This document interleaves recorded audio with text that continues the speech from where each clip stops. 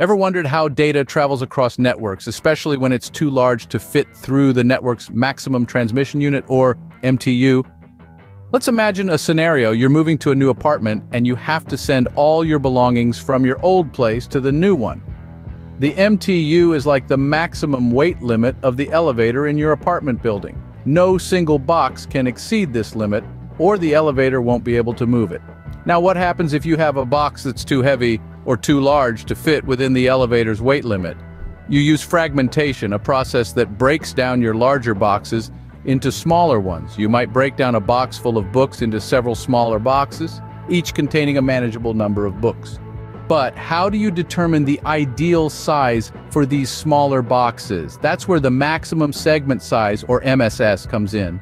It's like a pre-established agreement you have with the movers about the ideal box size for efficiency.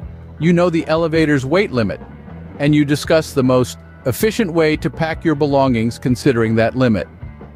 You might decide on a standard box size that maximizes the number of items you can move per trip while still being safe for the movers to handle. So, here's how these components work together in the world of data transmission. You measure your data, you check the network's MTU, you discuss the MSS, considering the MTU and efficiency. If some data won't fit within the MSS, you break them down into smaller packages, a process known as fragmentation, that meet the MSS and still fit within the MTU output.